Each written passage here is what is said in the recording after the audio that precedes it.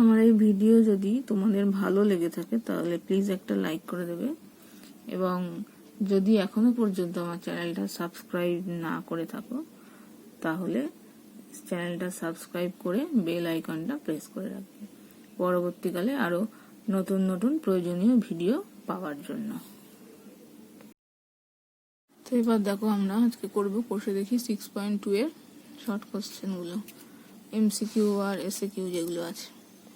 তাহলে প্রথমটা বলেছে দেখো 16 চক্রবৃদ্ধি সুদের ক্ষেত্রে প্রতি বছর বার্ষিক চক্রবৃদ্ধি সুদের হার সমান অসমান, এইটা হবে সি এরটা, সমান অসমান দুটোই হতে পারে, তাহলে অপশন সি। নেক্সট, চক্রবৃদ্ধি সুদের ক্ষেত্রে প্রতি বছর আসল একই থাকে, আসল অপরিবর্তিত হয়, আসল একই থাকে বা তাহলে আসলটা পরিবর্তিত হয়, কারণ প্রত্যেক বছরের শেষে যে সুদটা হয় সেটার সঙ্গে যোগ করে করে আসলটা বাড়ে, তাহলে অপশন হবে এটা বি, দুইটা হবে বি। নেক্সট দেখো 3 নাম্বার বলেছে একটি গ্রামের বর্তমান জনসংখ্যা পি, প্রতি বছর জনসংখ্যা বৃদ্ধির হার হচ্ছে 2r, n বছর পরে তাহলে জনসংখ্যা কত হবে? তাহলে দেখো বর্তমান জনসংখ্যা পি, এমনি ফর্মুলা কি ছিল 1 + r/100, এইটা টু দি পাওয়ার n। তাহলে এখানে r এর জায়গায় বসবে আমার 2r, তার মানে p 2r/100 two the power 100 to the power n, তার মানে 2 দিয়ে কাটলে 50, তার মানে p 1 + r/50 two the power n, এটা হবে। তাহলে অপশন নাম্বার বি। এবার আছে 4 নাম্বার দেখো বলেছে একটি মেশিনের বর্তমান মূল্য 2p এবং প্রতি বছর মেশিনটির দাম 2r% হ্রাস পায়, তাহলে মাইনাস দিয়ে হবে যেহেতু হ্রাস পাচ্ছে, এটা হচ্ছে তোমার সমহার বৃদ্ধি বা হ্রাসের ফর্মুলা। আর 2n পরে মেশিনের বছর পরে মেশিনের দাম কত হবে? তাহলে ফর্মুলা হচ্ছে p × 1 - r/100 to the power n। তাহলে p এর জায়গায় বসবে আমার 2p আর r এর জায়গায় বসবে কত? 2r/100 two the power n এর জায়গায় বসবে 2n, এটা হয়ে যাবে 50, তার মানে কি হবে 2p 1 - r/50 two the power 2n, তাহলে অপশন নাম্বার ডি। বুঝা গেল? নেক্সট দেখো 5 বলেছে এক ব্যক্তি একটি ব্যাংকে 100 টাকা জমা রেখে 2 বছর পর সমূল চক্রবৃদ্ধি পেলেন 121 টাকা, বার্ষিক চক্রবৃদ্ধি সুদের হার কত? তাহলে আমার কি হবে p × 1 + r/100 to the power n equal to দেয়া আছে 121, p মানে হচ্ছে 100, 1 + rটা বার করতে হবে, এটা 2, তাহলে 1 + r/100 স্কয়ার ইকুয়াল টু 121/100, ওইটা। তাহলে 1 + r/100 whole square equal to এটা কি হবে? হোল স্কয়ার, কারণ এটা আমরা জানি, তাহলে দুদিকের হোল স্কয়ার হলে 1 +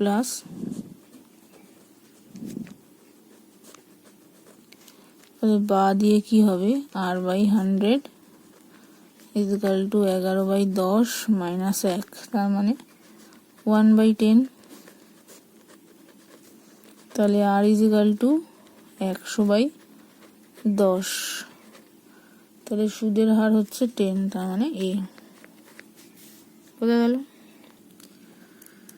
নেক্সট দেখো বলেছে নির্দিষ্ট পরিমাণ টাকার বার্ষিক নির্দিষ্ট শতকরা হার সুদে নির্দিষ্ট সময়ের জন্য চক্রবৃদ্ধি সুদ ও সরল সুদের থেকে কম, কখনোই না। চক্রবৃদ্ধি সুদ সবসময় সরল সুদের থেকে বেশি হয়, তাহলে এটা হবে মিথ্যে। নেক্সট দেখো চক্রবৃদ্ধি সুদের ক্ষেত্রে নির্দিষ্ট সময় অন্তর সুদ আসলের সঙ্গে যোগ করা হয়, সেই কারণে আসলের পরিমাণ ক্রমাগত বাড়ে, এটা সত্যি। প্রত্যেক বছরই সুদ যেটা হয় সেটা আসলের সঙ্গে যোগ করে করে আসলটা বাড়ে, তাহলে প্রথমটা হচ্ছে মিথ্যা, পরেরটা সত্যি। এবার দেখো সি এরটা নির্দিষ্ট পরিমাণ টাকার বার্ষিক নির্দিষ্ট শতকরা হার সুদে 1 বছরে চক্রবৃদ্ধি সুদের পরিমাণ এবং সরল সুদের পরিমাণ সমান। যেহেতু 1 বছর, সেই জন্য 1 বছরে তো একই ব্যাপার, তাহলে 1 বছরে সরল সুদ যা হবে চক্রবৃদ্ধি সুদও তাই হবে। তা পরের বছর থেকে আবার কি হয়, চক্রবৃদ্ধি সুদের ক্ষেত্রে যেই সুদটা বেরোলো সেটা আসলের সঙ্গে যোগ হয়ে গিয়ে আসলটা বেড়ে যায়।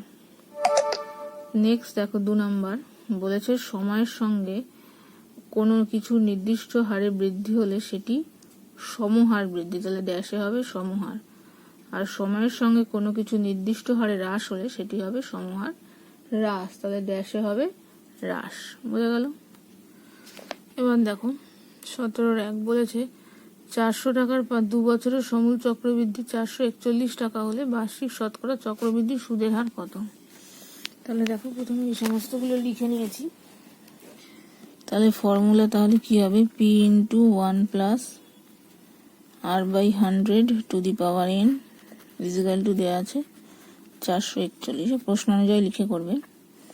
তাহলে 401 প্লাস 8টা বার করতে হবে, n মানে 2, তার মানে ইজিক্যাল টু 441, 1 প্লাস r/100, এটা মানে 441 এবার এটা কার হোল স্কয়ার,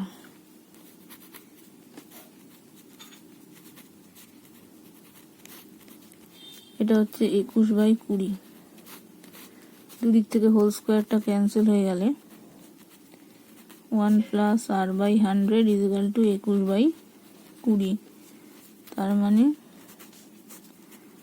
r/100 হচ্ছে 21/20 মাইনাস 1, তার মানে 1/20, তাহলে r ইজিক্যাল টু 100/20 মানে 5, তাহলে সুদের হার হচ্ছে 5%। এবার দেখো 2 নম্বর অঙ্ক, বার্ষিক নির্দিষ্ট শতকরা চক্রবৃদ্ধি হার সুদে কিছু টাকা n বছরে দ্বিগুণ হলে কত বছরে 4 গুণ হবে? তাহলে দেখো আসল নিয়েছি হচ্ছে x, তাহলে 2x টাকা হয় কত বছরে দ্বিগুণ হয়, মানে 2x টাকা হয় n বছরে, তাহলে 4 গুণ মানে কি হবে, 2 ইন্টু 2x টাকা হবে, এটা হচ্ছে x into 2, x into 2 equal to 2x টাকা হয় এত বছরে, তাহলে 4 গুণ মানে এইটার আবার ডবল, তার মানে এটা হবে 2n বছরে, তাহলে এটাই হচ্ছে আমার উত্তর। দেখো 2n বছরে হবে। নেক্সট দেখো 3 নম্বর, বার্ষিক 5% চক্রবৃদ্ধি হার সুদে কিছু টাকার 2 বছরের চক্রবৃদ্ধি সুদ 615 টাকা হলে আসল নির্ণয় করো।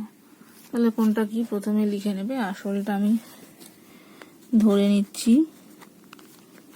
আসল হচ্ছে x টাকা, বাদ বাকি কোনটা কি তোমরা লিখে নেবে, আমি আর লিখছি না, আমি শুধু ক্যালকুলেশনটা করে দেখাচ্ছি। 615, তাহলে x ইন্টু 1 প্লাস আর মানে 5/100 টু দি পাওয়ার 2,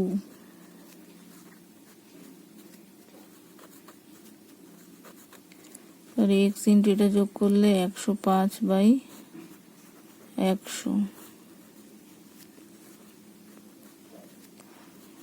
তাহলে এটা কাটাকুটি করলে 21/20,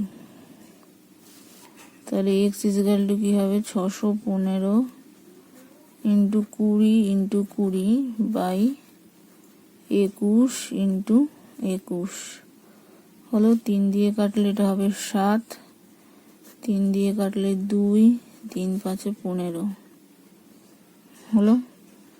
এবার 7 দিয়ে কাটা যায়, দেখো তো, 7 দুগুণে 14, 3 7, হ্যাঁ না, অঙ্কটা দেখো একটু ভুল হয়েছে, এটা চক্রবৃদ্ধি সুদ চেয়েছে, তার মানে এটা মাইনাস পি হবে, আমি তো চক্রবৃদ্ধি হিসাবে করে দিয়েছিলাম। যাই হোক, তো এইটা হবে পি কমন নিলে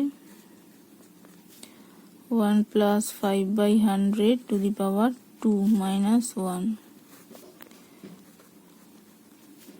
পি মানে হচ্ছে এক্স, এটা ভেতরেরটা তাহলে কত হচ্ছে, ভেতরেরটা হচ্ছে এই যে 105/100 মাইনাস 1, এটা হোল স্কোয়ার হবে, ইজিক্যাল টু 615। এবার কাটাকুটি করলে 21/20, এ স্কোয়ার মাইনাস বি স্কোয়ারের সূত্র ফেললে 21/20 মাইনাস 1, আর একটা হবে 21/20 প্লাস 1।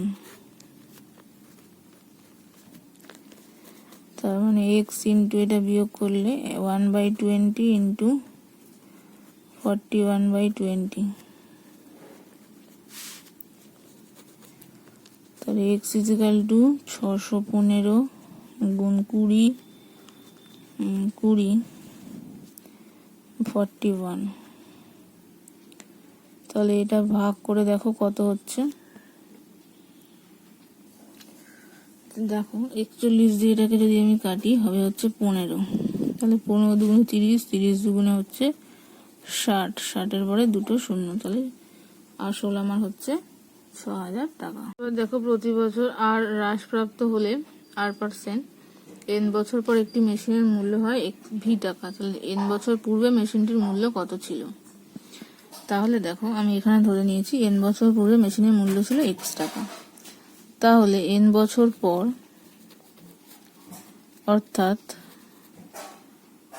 অর্থাৎ বর্তমান, কারণ এটা তো n বছর আগে, তাহলে তার থেকে n বছর পর মানে বর্তমান, তাহলে বর্তমান মূল্য কত হবে, x into 1 minus r/100 to the power n, এত টাকা। এবার সেইটা দেওয়া আছে দেখো ভি, তাহলে দেওয়া আছে সুতরাং x equal to x into 1 minus r/100 to the power n equal to হচ্ছে ভি, তার মানে x equal to v/1 plus r/100 to the power n, তার মানে এটা উপরে উঠে গেলে v into 100 to the power minus n, বোঝা গেল। এর পরেরটাও একই রকম ভাবে করতে হবে, ওটা যেহেতু হ্রাসপ্রাপ্ত ঘটেছিল তাই মাঝখানে মাইনাস সাইন হয়েছে, এটা বৃদ্ধিপ্রাপ্ত ঘটেছে বলে প্লাস সাইন হবে, আর এটা ভি এর জায়গায় পি হবে। তাহলে দেখো মনে করি n বছর পূর্বে জনসংখ্যা ছিল n জন, তাহলে সুতরাং বর্তমান n বছর পর মানে বর্তমান জনসংখ্যা কত হবে, এখানে এটা x জন ধরবো, x into 1 plus r/100 to the power n। এবার প্রশ্ন অনুযায়ী x into 1 plus r/100 to the power n equal to p, তাহলে x equal to p/1 plus r/100 to the power n, তার মানে p into 1 plus r/100 to the power minus n, বোঝা গেল, এটাই হচ্ছে উত্তর।